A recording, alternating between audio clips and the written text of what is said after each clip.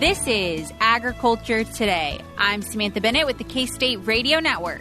Ahead of us on this Tuesday's programming, we start with K-State Environmental Quality Extension Specialist, Peter Tomlinson. He discusses the $2 million portion of a $65 million grant that he will be leading, focusing on modernizing the application of nitrogen to sorghum to help elevate the crop's overall value.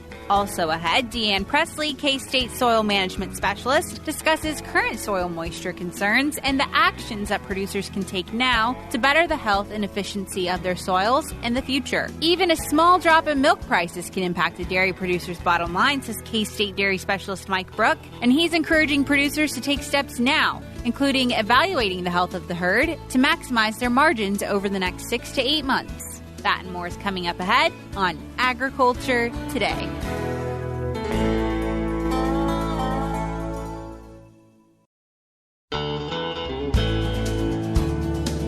This is Agriculture Today. We are back now with Peter Tomlinson. He is our Environmental Quality Extension Specialist here at K-State. And Peter, you're joining us today because you've recently received a very exciting grant. So thanks for joining us. Thank you. Yes, last week we received great news that project that we're a part of with National Sorghum Producers was funded. So it was a $65 million Partnership for Climate Smart Commodities grant that we submitted earlier this summer, and that project covers really the heart of the sorghum industry and touches 6 states. Central to that are Kansas, Oklahoma, and Texas, which is really the heart of the sorghum production region in the United States. And, you know, the overall project will provide significant financial payments to producers to help them adopt climate-smart practices and be able to market ecosystem services in the future. Portion that K-State is receiving is about a $2 million subcomponent of the project, and that's really provides a unique opportunity. One of the things that we've hoped to do in the last few years is be able to modernize our soil fertility recommendations for grain sorghum, and this project will provide funding to do that, particularly around the nitrogen recommendations. And so our subcomponent is focused on climate smart sorghum nitrogen fertility recommendations, and we'll be working collaboratively with Oklahoma State University and Texas A&M University. We'll have similar nitrogen trials across all 3 states. So here in Kansas, we'll have trials in Manhattan and on the eastern side of the sorghum production region. We'll have trials in Hays, getting into the center part of the sorghum production region for Kansas, and then out west in Tribune, and really, you know, taking advantage of the Kansas State Experiment Station Network. And so Dr. Augustino Bohr will be leading the efforts at Hays, and Lucas Haig, our Northwest area agronomist, will be leading the efforts in Tribune and the Colby area. And then, you know, colleagues at Oklahoma State will have a similar setup with an east to west transect in Oklahoma, as well as colleagues in Texas that will have that same pattern. Most of this work will focus on dryland production, but there will be some limited irrigation work done in Texas. And so we feel that through all of these combined efforts over the next 4 years, we'll really be able to modernize and advance the nitrogen recommendations for grain sorghum across the region. Absolutely, yeah. So you mentioned a huge opportunity for K-State. Obviously, Kansas, the heart of sorghum production, like you mentioned. It's a big deal. It's a big commodity that's grown in our state. So in terms of how you hope this impacts production, what do you see this doing? So one, I think there's the potential with modernizing our nitrogen recommendations to make sure that we're providing sufficient nitrogen to the sorghum crop to maximize yield, but it also really provides an opportunity to look at how we can conserve nitrogen and find out what is that optimum nitrogen rate, particularly when we look at markets like the California ethanol market. They've got very stringent guidelines in terms of monitoring, reporting, and verification of how the crop is growing. And to really be able to take advantage of that market, which sorghum plays a significant part in, we need to be able to show that grain sorghum is produced sustainably and efficiently.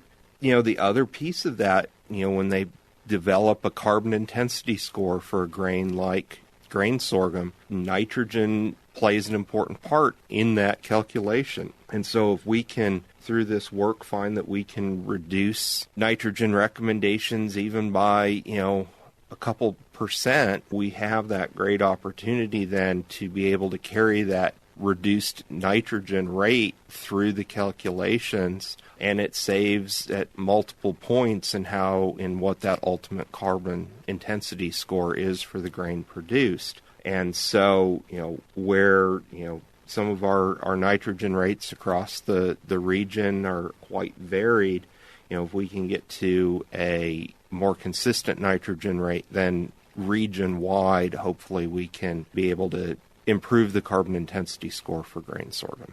Absolutely, yeah. This climate-smart modernization, I think it's a direction that all industries in agriculture are kind of moving towards in the direction of, and research supporting that. Very important, obviously. But you mentioned here, obviously, that it's not only the climate-smart efficiency of it, it's also a monetary thing. So it's less money that you're having to put into the amount of nitrogen you're applying and things like that as well. Right. I mean, if we'll see how the fertility trials pan out over the next couple of years, but if we can optimize our nitrogen application rates, that comes with added benefits of reducing nitrogen runoff and nitrogen leaching, and just goes to the overall sustainability efforts of improving our crop production systems. Water quality is central to my position. We won't directly be looking at water quality in this project, but we know that we can optimize our nitrogen rates and reduce the excess nitrogen in the system. It has those added benefits. And I think, looking ahead, there will be opportunities for producers to monetize those what are called ecosystem services, where there'll be an opportunity for producers to monetize the ecosystem services for the good work that they're doing in managing their farm operation to maximize productivity, optimize their inputs, and minimize the nutrient losses, minimize soil losses from their fields. Absolutely, yeah. A bit of marketability, too, in some sense, in terms of saying, hey, this is climate-smart grain that we're producing, maybe an element of consumers being more interested in products like that. And that certainly does play a role in this. The overall project has numerous partners, from the ethanol industry to manufacturers, food companies that are utilizing grain sorghum. And so we're looking at this across all aspects of the industry. Absolutely. You mentioned this is going to take place over the course of 4 years. So part of that, who all here at K-State is really going to be involved? Students, faculty? Yep. So here at K-State, the 4 principal faculty members are myself, Dorvar Ruiz-Diaz, who's our Extension Soil Fertility Specialist, and then Augustino Bohr, who's soil scientist at Hayes, and Lucas Haig, who is our regional agronomist for Northwest Kansas. As I've already said, we'll have colleagues at Oklahoma State and Texas A&M that are part of this project as well. We'll be hiring graduate students to work on these projects. The entire project will run through September of 2027. Our goal is to get the soil fertility work done in the initial 4 years of the project, so that we've got time in that last year to communicate this and incorporate this into our extension programs across the region.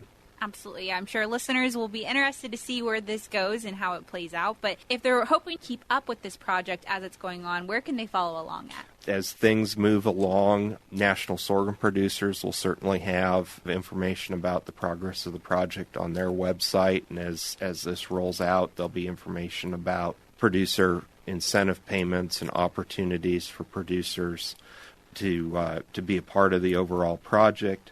In terms of the soil fertility work, we're about a year out from having our first data, but that'll be incorporated into extension programming initially, as well as our field and fertilizer reports that come out in agronomy annually. Absolutely, yeah. We'll hopefully hear word on it on Ag Today, like you said, about a year out from now. Hopefully those first data points will roll in and we'll be able to communicate it here on air as well. But Peter, in terms of what you're looking forward to most about this research? This project just is a unique opportunity. There's a lot of other research components that we'll get to learn about through this project, but really, being able to refine our nitrogen recommendations has been something that our extension group has wanted to do for a number of years, and we just haven't been able to find the resources to do it. And so this project finally provides those resources to do a comprehensive evaluation and modernization of the nitrogen fertility recommendations for grain sorghum. Absolutely. Well, Peter, I know you're already an extremely busy individual here at K-State with everything else you have going on, so this research only adds on to it, but exciting research nonetheless for sure. So thank you for your time. Thank you, and look forward to sharing this work with your listeners in the future. Absolutely. Once again, that was Peter Tomlinson. He is our K-State Environmental Quality Extension Specialist, speaking on his new grant that he received. It's a partnership for climate-smart commodities, specifically focusing on sorghum research and nitrogen management. Before we cut to a short break now, still ahead of us today on this Tuesday's programming, we have Deann Presley. She's a K-State soil management specialist, and she's discussing current soil moisture concerns and the actions that producers can take now to better the health and efficiency of their soils in the future. Also still ahead, we have K-State dairy specialist Mike Brouk. He's encouraging producers to take steps now, such as evaluating the health of their herd, to maximize their margins over the next 6 to 8 months to help combat milk price variability. But once again, all of that and more is still ahead of us on Agriculture Today.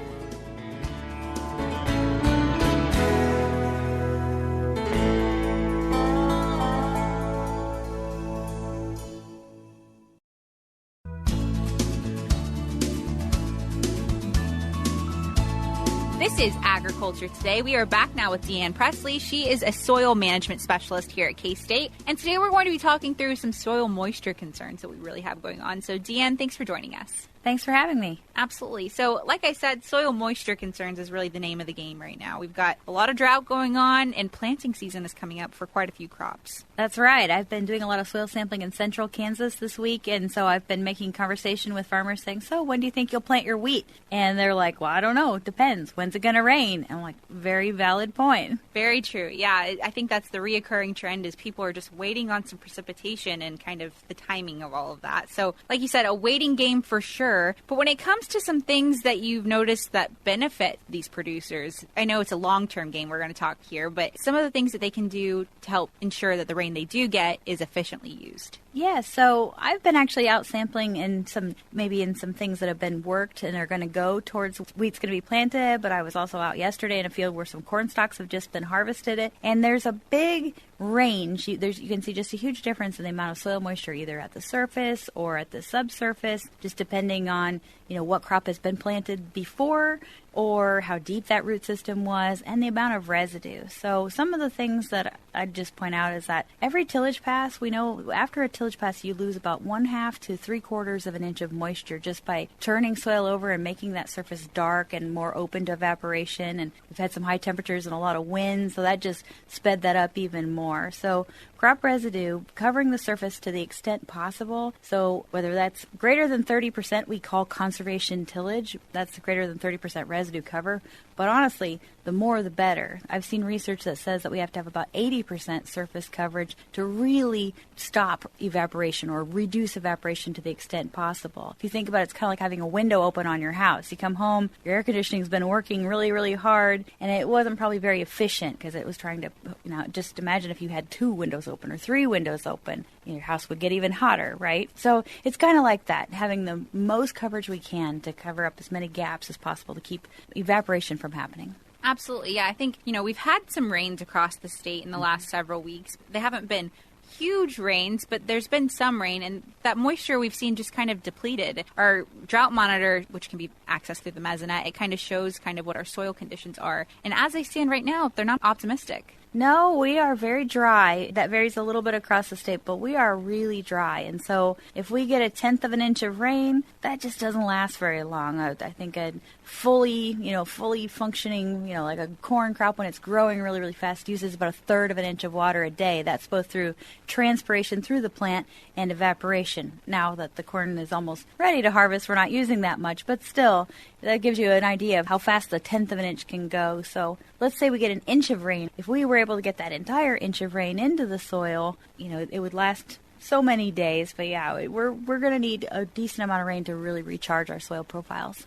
Absolutely. Yeah, we were talking about furnace winds earlier and the brutality of those winds earlier last week, making it really dry and really hot, depleting the soil moisture even more, and then kind of the hope of the precipitation that we got later in the week widespread across the state.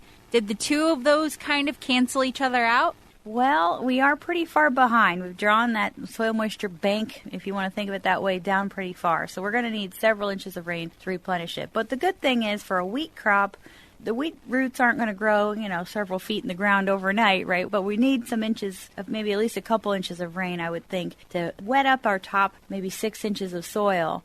Just a really rough rule of thumb is that for every inch of rain you would get, it might go in the soil about 3 inches. But that's going to depend on how well that rain is able to infiltrate. So everybody can imagine if we went and rained 1 inch of water onto a lawn or a pasture, that rain usually infiltrates pretty well, and that's because things that have a dense root system will have good soil structure. But you take and put 1 inch of rain down really fast on a soil that's been tilled without any residue, just capture the impact of those raindrops, we may end up with quite a bit more runoff than we would want. So that's some of the things we can think about is how much rain are we going to get, and also what's the intensity of that rain going to be. So when it comes to this, I'm hearing each field is really going to be different. This is going to be field specific. So is there a way for producers to go out and maybe check kind of what the filtration rate on their soil is and what they can expect from precipitation to come? Yes, there are some simple tests. There's a soil health group that has put out some soil health buckets, and in that is a 6-inch ring, and you just press that into the soil or pound it into the soil, and you can add like 1 inch of water inside that ring and see how fast that water goes in. There's a chart that goes with those buckets. There's many people that have those buckets at extension offices, conservation district employees, and then other conservation entities too would have the ability to help you with that. If you were like, hey, I want to know what my infiltration rate is. But another thing you can do is after a rain, wait a few hours and then go just dig a hole and see how far did it go in, and look for erosion, signs of erosion. So like rills, gullies. Rills are just like little mini gullies, little baby gullies. Before a gully's a gully, it's some rills, and they all kind of pool together, kind of braid together and form a gully. So if you see, soil moving off of the field, that's a sign that the rainfall rate exceeded the infiltration rate. And then I think that is kind of a loss. Now that the rain goes somewhere, it'll recharge rivers and streams and things like that, and ponds, which are all important too. But again, for crop production, we would like to get as much of that on our fields and keep it there as possible. Rain is one thing we can't control, but you've mentioned before that crop residue is something we can, and maybe our tillage systems. So when it comes to some of those things that producers can be doing, I know this, once again, this is a long-term thing. It's kind of like human health, you said when we were chatting before we went on air. It's not something you can change overnight, but it's long-term differences that make the biggest change. So what are some of those that we can actually control ourselves? Yeah, so tillage practices, no-till or reducing tillage amounts, in a rotation. If you do tillage every so many years because you need to, or you need to incorporate something, that's one thing. But no-till that'd be kind of like long-term exercise. That would be good. Crop rotation is important too. So different crop systems have different rooting structures. I'm sure when you talk to the plant pathologist, they're all about crop rotation too, from breaking disease and pest cycles. So it's a good thing. And then cover crops are something we don't, in Kansas, I'm going to estimate maybe 5% of our state has cover crops planted in any one year. But more roots in the ground. Roots, they grow at a different time of year. Basically, I think of cover crops, a lot of times they grow when weeds grow. So if, we want cover crops that you choose or weeds that you don't choose, it's an option. But they're not for everybody. Not everybody's going to do that yet until they see like a benefit or a reason. We have a lot of people grazing cover crops in Kansas. We have a lot of beef cattle, and that's good. In fact, I answered a couple questions yesterday about weed control in cover crops. I'm like, yes, it can be part of a weed control management program. It doesn't usually eliminate herbicides, but it can help with that timing. Again, if you've got something else growing there, if you've got a cover crop that you planted and chose growing there, it just physically competes with the weeds for those resources that the weeds would use, like moisture, nutrients, sunlight. And so cover crops are a good thing too. So those are the three big things I can think of would be tillage and residue and cover crops / crop rotation are the things that we can choose. Good information for sure. And when it comes to some of the best things crop rotation wise that we can do, what does that kind of include? Well, so I've been sampling in central Kansas today, and I think of when I moved to Kansas 22 years ago, there was a lot more wheat. We used to grow a lot more continuous wheat, and in places people still do grow continuous wheat, but a lot of people have shifted away from that. And so, I mean, we grow several million acres less wheat and sorghum than we used to as corn and soybean acreage have expanded. I don't work with any one crop. I work with all crops because I'm a soil scientist, so I'm not trying to say good, bad, whatever. But again, from a soils perspective, crop rotation is good. So instead of growing just wheat and doing a lot of tillage to control the diseases and pests that would be present with that, now people are growing, a lot of times 3 crops are in that same rotation instead of just one. So that helps with not just the pests and the disease, but also profitability. People, they have options, different. Hopefully not all grain markets are terrible at one time, but that's also beyond anybody's control, right? But then also from a soils perspective, it helps with increasing soil organic matter, which is probably the one thing I haven't mentioned yet today, which I often joke that soil organic matter is kind of like being, that joke about you can't be too rich or too pretty. Well, you can't have too much organic matter. More organic matter always makes a soil better. It makes every soil function better. You take a sandy soil, give it more organic matter, it's better. You take a clayey soil, give it more organic matter, it's better. And so crop rotation is a way to increase soil organic matter. Tillage, or the lack thereof, is a way to increase soil organic matter. Cover crops, or applying manure or compost or biochar. Those are all things people are doing and asking about. The question is always how to do that economically. But still, not every acre has to be improved today. But if you made small changes over time, again, kind of like human health, we all know what we can all do to be healthier. So those are some of the same types of things. Like, not going to fix anything today, but it'll be incremental changes over the long haul. And then you're like, yeah, when you get a huge rain event, that you'll capture it rather than having it run off. Absolutely. But in terms of producers that are listening in and they're looking for more information on soil health in general, where can they find that information at? So a couple websites that I've contributed quite a bit of information to over the years would be the Midwest Cover Crops Council. That's a site that has a lot of the cover crop specific info, and you can Google that. And then there's another one, the Soil Health Nexus. It's actually a lot of the overlap between the same groups of people, but in Soil Health Nexus, it's for everything soils, so manure and tillage and cover crops and crop rotation, just things that we know and resources that we have that extension educators like me from around the U.S. have kind of put together into one spot. Excellent. Well, excellent resources for information for sure. And instead of having to search for those, if you want a direct link, you can find those in the show notes of today's program, which can be found on agtoday.net as always. But Deann, thank you so much for your time today. I really appreciate it. Yes, thank you. Absolutely. Once again, that was Deann Presley. She is a soil management specialist here at K-State, offering information on soil moisture concerns. We'll be back with more ahead on Agriculture Today.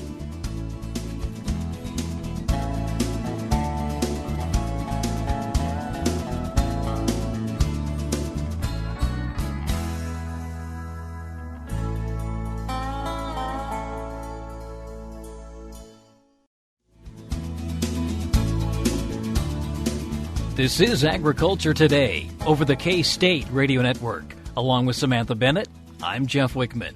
We end today's program with this week's milk lines. Any drop in milk prices impacts a producer's bottom line.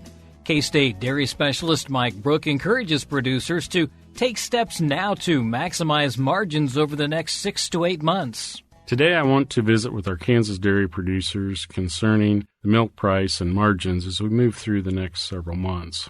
As you've probably noticed, the advance price for September is announced at about $2 a hundredweight lower than what we enjoyed in August and even back into July. So how do you prepare for the slide that's likely coming? Well, number one, the slide down probably is not going to be as deep as some of the ones we've experienced in the last few years. However, we do see milk price going down on the farm. So there's some things that you need to probably begin to do to prepare your dairy so that you can maximize margin as we move through the next 6 to 8 months. Number one, as we close out the summer, you need to take a really hard look at the animals in your herd that are still open and more than 150 days in milk. Probably need to make some decisions here. Do you want to continue trying to breed these animals, or are these animals that are potential culls that need to move down the road? Some things that you should consider as you make these decisions.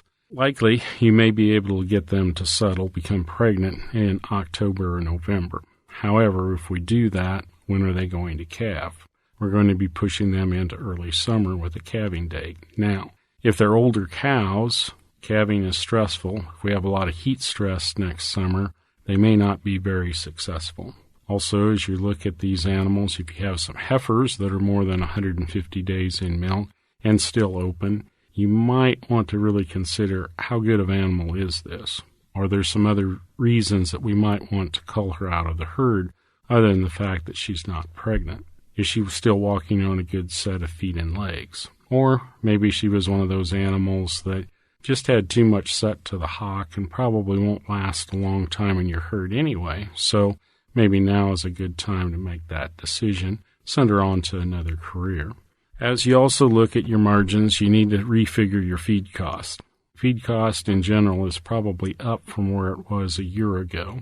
For those of you that raise your own forages, you need to consider what the actual value of these crops are. Not the cost that you have in the crop or the cost of production, but what is the market value of that. Now, once you figure that out, then you'll be able to figure out how many pounds of milk it really takes for a cow to still be making a margin in your dairy herd. For everybody, that's going to be different, and it needs to be figured so that you can understand when you should make those culling choices. Some of you may have moved the minimum number of pounds of milk downward as we saw higher milk prices. As we see lower milk prices and possibly also higher feed prices, you need to reevaluate and decide really how much an animal needs to be producing in order to be still making a margin in your dairy herd.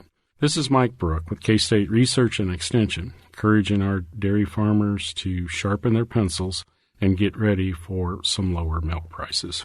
Thanks, Mike. And while we have a moment, this reminder about several upcoming forage and cattle management meetings being held across the state in October to help producers make decisions in light of limited on-farm forage production and high feed costs. According to K-State Research and Extension beef specialist Sandy Johnson, many producers have already culled and weaned earlier than normal to decrease forage demand, and going forward, additional adjustments may be needed for the fall and winter. Topics to be covered at the meetings include feedstuffs and projecting forage inventory needs, management strategies to avoid nitrate and prussic acid poisoning, considerations for feeding cows and background calves with limited forages and health concerns. The meeting dates and locations include Alma on October 4th, Bird City on October 5th, Hayes on October 6th, McPherson on October 10th, Severy on October 11th, and Greenfield on October 13th.